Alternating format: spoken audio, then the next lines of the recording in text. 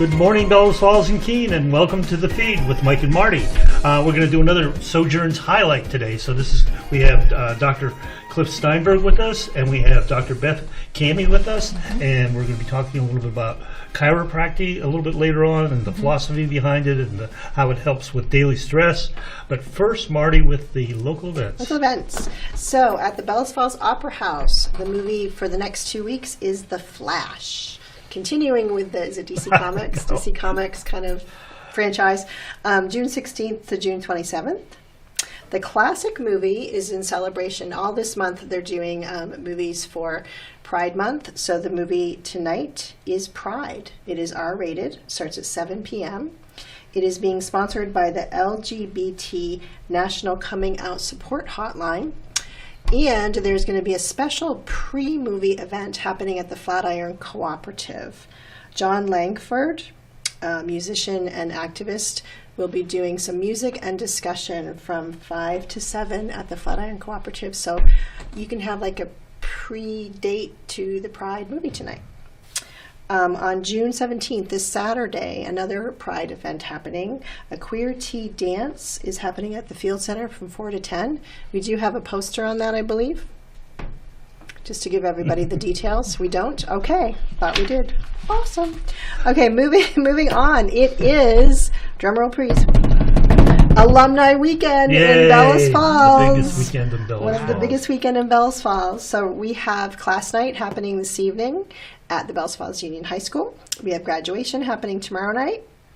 We have the totally awesome, unique alumni dance happening Friday night at the Waypoint Center. Have you folks ever? No. Oh, it's an interesting event. I'll tell you the backstory later. But we haven't got that much time. The alumni dance, and then Saturday are the reunions and the alumni games. So if you are an athlete that wants to, test your prowess again, there's alumni games this weekend. All of this is available on the BF Alumni Association Facebook page. And then finally, the weekend culminates with the Bellows Falls Alumni Parade on Sunday, starting at 1 p.m. So be aware that either entrance into town will be blocked and traffic will be diverted, so the Alumni Parade can scoop the loop through town. Okay, there, I made it through quickly. You made it through, but just one second. I wanted to congratulate you and the Rotary on the Bellows Falls Festival. It was amazing. And you guys did an amazing job. The bands were great. It was a fantastic event. I hope we can do it years. That is our hope. David Stern was the brainchild. David Stern was the driving force. We just provided the support that he needed. And I think that the weekend, aside from a tiny little shower, like 15-minute downpour, everything went well. The bands were great. People seemed happy. They showed up. Yeah, it's good. So we're just hoping to build every year. Okay. Anyway. Well, nice. Beth and Clif, thanks for coming. Maybe we can start with Beth, and you can tell us a little bit about yourself, and then how you got into chiropractic, and then we can move into what the topic of the day. Sure. And make sure you introduce our other guest. Oh, yeah. Yes, the silent guest. He's being so quiet. Okay, this guest here. Yeah, yes, that guest. This is George, who's come along to help us with chiropractic discussion. So I'm Beth Kamhi. I'm a chiropractor. I work at Sojourns. I've been in practice. I just passed my 45th graduation from Chiropractic College on June 10th. Ooh, you're a Thank you. Yeah. And chiropractic has been my profession for many years, as an independent practitioner for many years, and then traveled for a few years, and then settled here and have been with Sojourns for about 10 to 11 years now. So practicing 3 days a week with colleagues in a wonderful multidisciplinary setting. Mm-hmm. Mm-hmm. So we were speaking before we started the show on something I found interesting. Tell the audience how chiropractic has changed for you from when you started. Sure. Well, it has changed drastically from when I started, as other things have too. But when I went to chiropractic college, at that time, the population was 10% women. Chiropractic itself was outside of the average profession, so that was unusual. And then being a woman in chiropractic was very unusual. The environment in which I practiced was very anti-chiropractic when I first started from the outside world, from the medical perspective.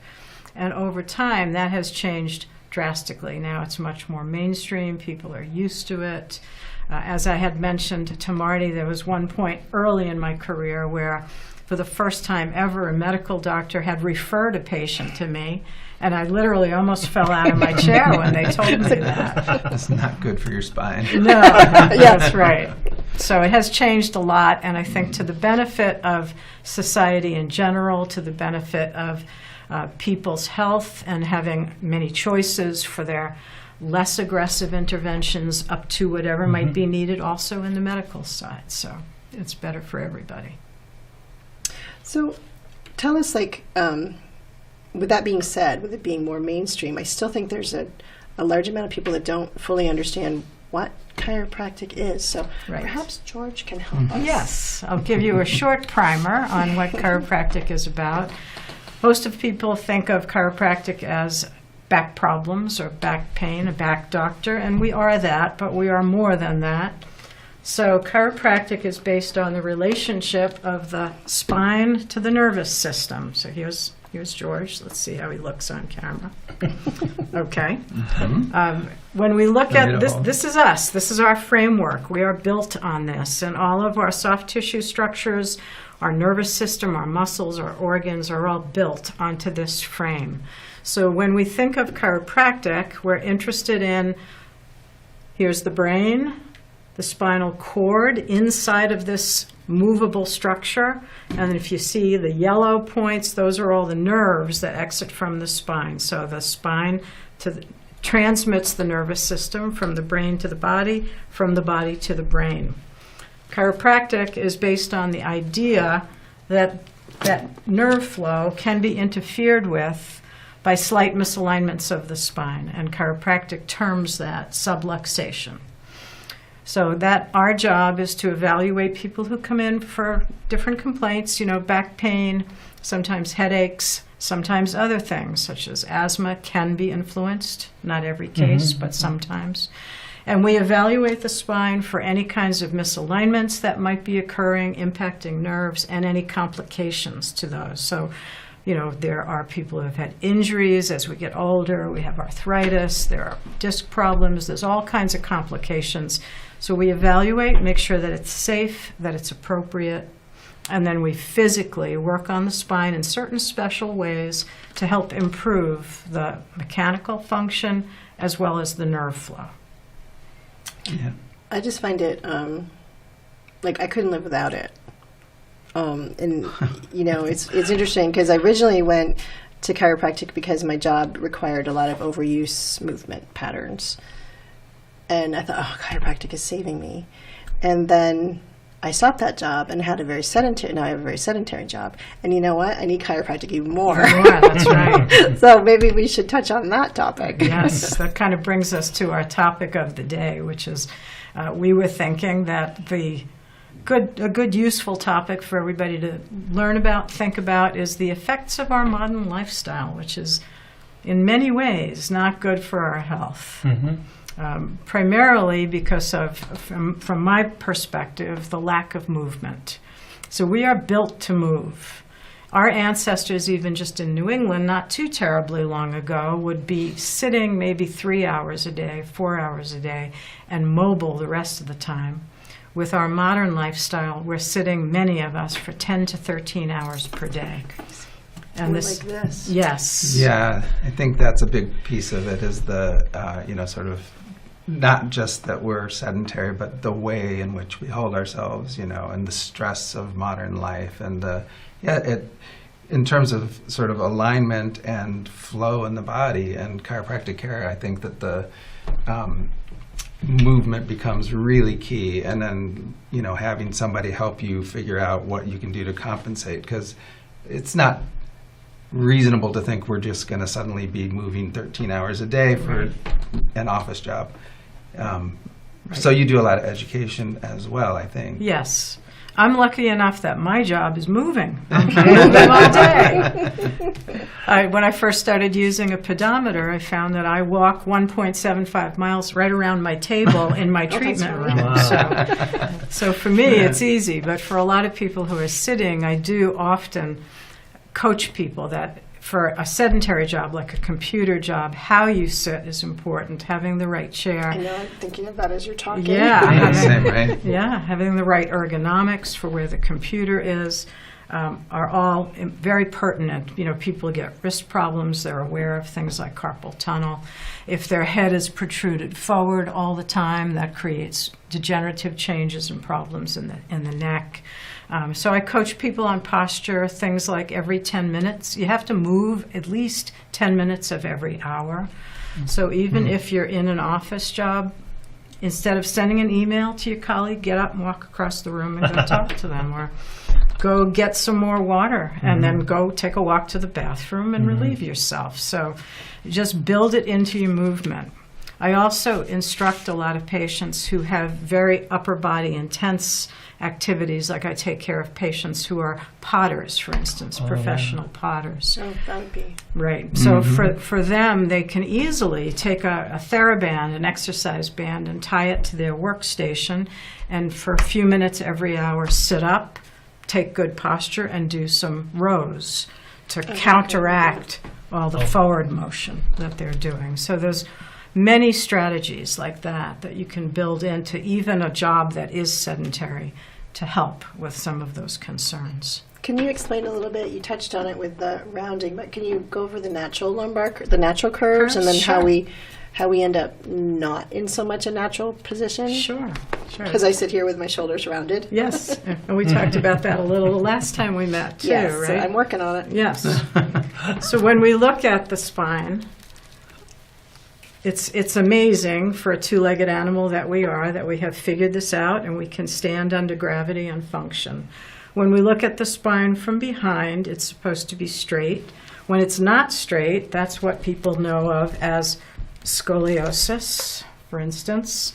But from behind, it's supposed to be straight. But from the side, it's supposed to have curves. It's supposed to have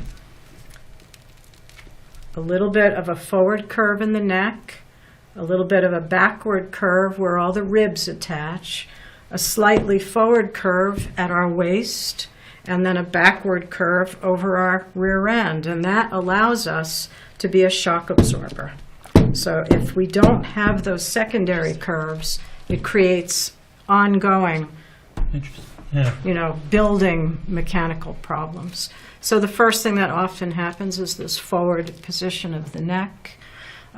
It can also happen for previous injuries, whiplash, sports injuries, kids growing up who, had concussions, things of that sort.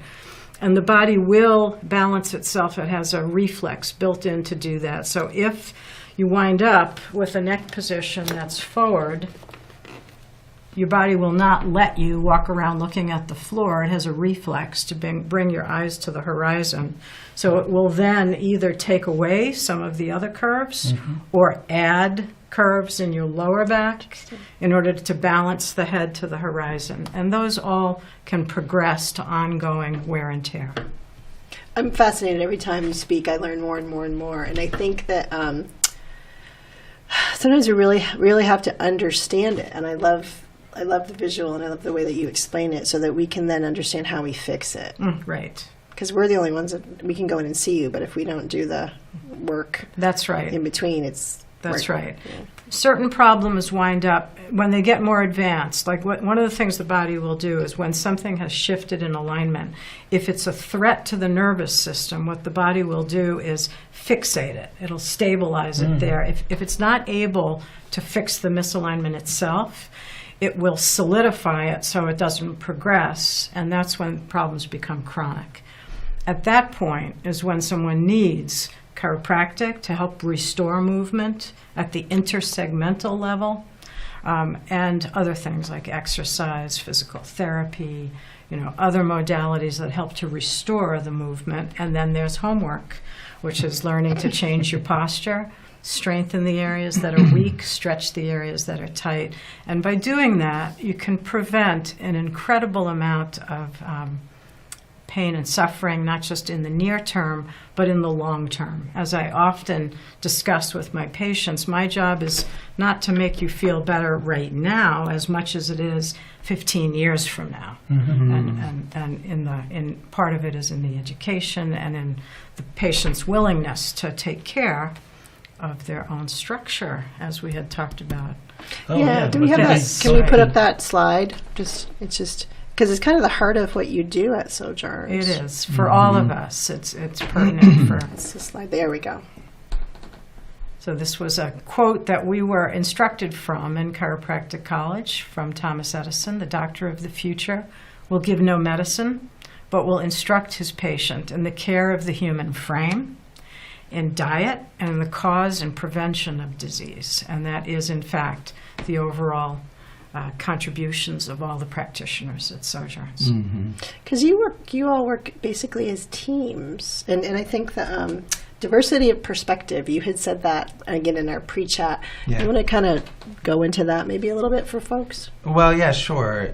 For people who aren't familiar with Sojourns, we are an integrative clinic. We have a variety of disciplines under one roof, and we do actually collaborate closely. So as a group of practitioners, every single day we meet and connect about what's going on, either with patients or in the clinic. And it makes a very rich environment. You know, I learn from Beth every day, right? And also from the physical therapists and from the acupuncturists and the nurse practitioners and the naturopaths. And so it's a great environment to kind of keep expanding your horizons and understanding, because we each come from a different discipline and a different perspective. But we have grown closer over the years so that we actually often think alike. You know, like we might be presented with a patient that has, you know, a certain situation, and it's in our conversation, it's like, oh yeah, right. You know, we come together as a group usually. Anyway, yeah, so that's the essence of Sojourns. We definitely are working in a paradigm overall that is looking for natural solutions to people's situations in terms of health. So, but we all have the sort of medical training to differentiate when you need to escalate. I'm curious, one of the things that you talked about, I know this is the season now, and it was such a simple fix. You see a lot of golfers. Right. And golfers always swing in one direction. Yes. And you said a simple thing that you can do is swing in both directions. That's right. And we can broaden that perspective.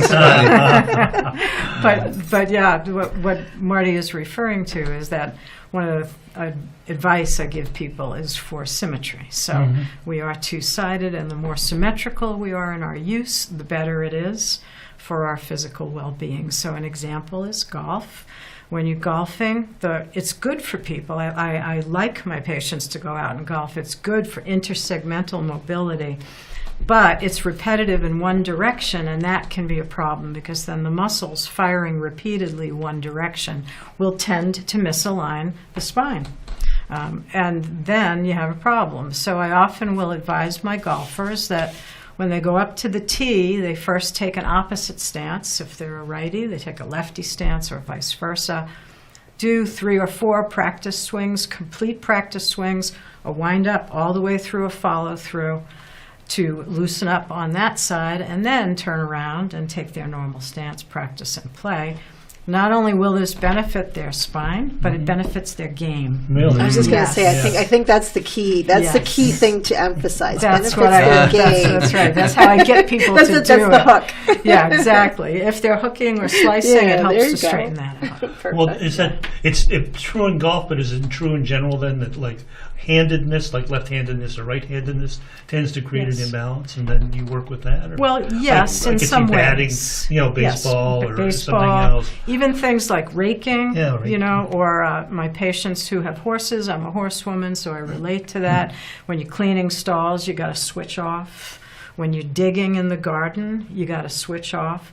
And one point that's helpful is it does not have to be in equal amounts, but it does have to be interspersed throughout the activity, just enough to fire the musculature on the other Right. side, so that you're creating more neurologic balance as well. I always think about it with snow shoveling. Yes. For some reason that always sticks in my head with snow shoveling. You're trying to get it done, and it's always like, because I'm always more awkward on my left side. Sure. But I try to always do that because that's such a back Intense. That's right. intense, especially when we get the nice heavy wet snow that Yeah, we that we've been getting these days. Yeah, absolutely. Can you explain a little bit more about the nerves and the nerve issues that can come up, like sciatica and things like that? Sure. So when you do get imbalances in the spine, the most obvious is pain. So people come in with back pain. If the nerve that's originating the pain is down in the lower three, basically, segments, and if it's a sufficient amount of irritation on the nerve, you can get pain down the leg. People have heard of that. That's sciatica. The sciatic nerve is the biggest nerve that we have. It's about the size of our thumb. It originates in the last three vertebrae. Each of those nerve roots contribute to it. It comes together into a large nerve that exits right here in our pelvis. Right in the butt is a lot of times where people will feel it. And then from there, it heads down the back of the leg, and at the lower leg, it branches. One portion goes down the back of the calf, the other wraps around the calf towards the foot. And that nerve runs our sensation in our leg in addition to our motor function, our ability to use our muscles. So the nerves mostly are dual function like that. They have sensation, they have motor function. Sensation is affected first, so people would maybe have pain, but they still do have the ability to use the leg. If it gets more serious and the motor nerves are affected, then you see things termed foot drop, where someone can't pick their foot up properly and their foot will slap to the ground. That's a much more serious symptom. And as Dr. Steinberg had said, we have to differentiate as practitioners what's in our, court and what has to have medical treatment. If someone is having a sudden loss of motor function in the leg, that could be a surgical emergency. It could be a protruded disc that's really cutting off, and you don't want to let a nerve stay cut off for long periods of time. So that's where we broaden our view to the other things that have to happen. Hopefully, patients don't get there in the first place by doing more of the preventative types of things. So I sort of understand how the spine could be injured, like in a car crash or impact of some sort. Yeah. But how through everyday use? I can see where maybe if you lifted something too heavy, but that's not necessarily true, is it? Correct. It could be. Right. There's usually a couple of sources. One are micro traumas that are collective over time, and the other is a macro trauma, like a car accident or something like that. So the micro traumas, we can come back to our discussion about modern life. As a person gets weaker and their musculature is not supporting their structure, then there's less stability in between these vertebrae. Then you can get shifts that shouldn't happen in a normal level of strength. So you can have things like sleeping on your stomach. It's something adults shouldn't do. That kind of repetitive twist in the neck. Yeah. Unfortunately, Now you tell me. now. Yeah. I knew there was some reason I shouldn't do that, but sometimes it just feels comfortable. Some of that is our emotional basis of that goes back to our childhood. It was a position of comfort, and security, but it's not really great for the spine, because when you have your head turned like that and then your muscle tone drops when you go into deep sleep, the muscle tone is no longer protecting those joints, and it's easy for them to shift. So I'm often going to see this as a practitioner when my patient comes to me and I correct a misalignment, and they come in every time I see them and that same misalignment is there. I'm going to be asking them, do you sleep on your stomach? Or see if we can hunt it down and help them to make those kinds of lifestyle changes. But with weakness, with our concern in modern lifestyle, with loss of muscle tone, all of this becomes much more problematic, and it impacts a person's productivity and health in many, many ways. We are getting sort of low on time. So I think it would be helpful, number one, to let people know how to reach you, and also maybe just a brief explanation of what to expect if someone's never been to chiropractic or never been to Sojourns, what to expect, so that you kind of, sometimes there's that barrier to going in because you don't know what it's going to be like. So let's give them a realistic approach. Okay, so when you contact Sojourns, you will be greeted initially by our client advocate, who will help you figure out what type of care might be most appropriate for you under our roof of diverse options, and help route you to the proper initial interaction. When you come in, if chiropractic is the first type of treatment that you will have, you would meet me or Dr. Hastings, our current practitioners, and we would take a history from you. So the history is very detailed. These days we're doing that on telehealth mostly since COVID, and it turned out to be a really good use of that modality.